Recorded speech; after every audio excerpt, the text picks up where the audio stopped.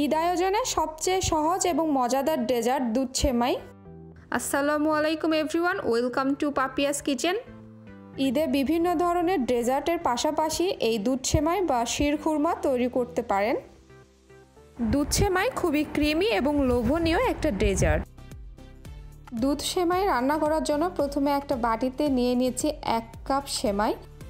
আপনারা আপনাদের ইচ্ছা মতো যে কোনো ব্র্যান্ডের সেমাই এখানে নিতে পারবেন।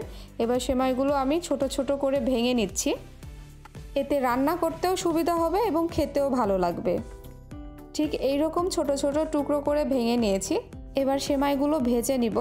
এর জন্য চুলায় একটা পাত্র বসিয়ে এখানে দিয়ে দিচ্ছি 1 টেবিল চা চামচ ঘি।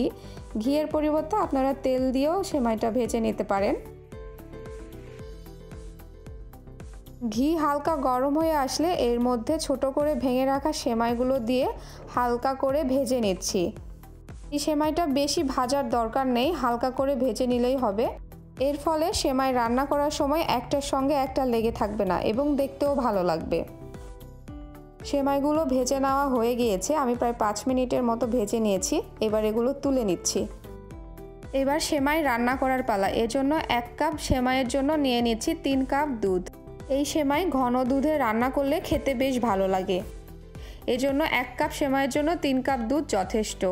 এবার এর মধ্যে দিয়ে দিচ্ছি 4টা এলাচ এবং 1 টুকরো দারুচিনি। এবার দুধটা অনবরত নেড়েচেড়ে একটু জাল করে নিচ্ছি।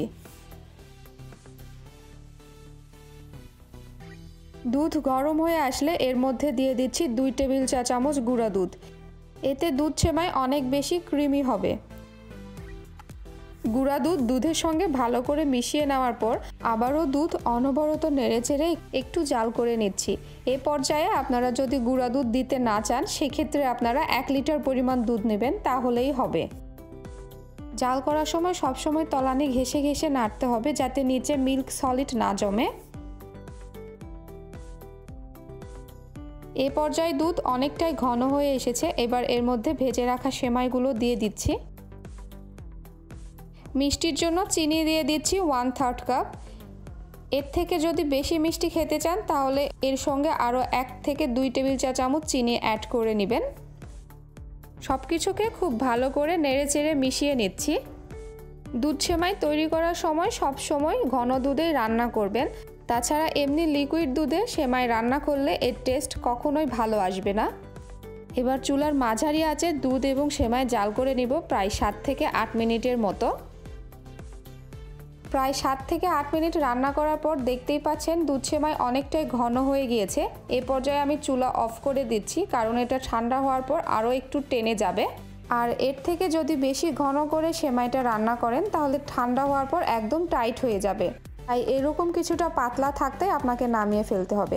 আর সেমাইয়ের মধ্যে যে গরম মশলাগুলো আমি দিয়েছিলাম সেগুলো আমি তুলে নিচ্ছি, কারণ সেমাই খাওয়ার সময় এগুলো দাঁতের নিচে পড়লে অনেকটাই বাজে লাগে। তারপর সেমাইটাকে আমি একটা সার্ভিং ডিশে ঢেলে নিচ্ছি। এখন কিন্তু সেমাইটা অনেকটাই ঠান্ডা হয়ে গিয়েছে, তারপরও দেখতে পাচ্ছেন এর কনসিস্টেন্সি একদম পারফেক্ট রয়েছে। এবার আমি কিছু কাঠবাদাম এবং পেস্তা বাদাম কুচি দিয়ে সাজিয়ে নিচ্ছি।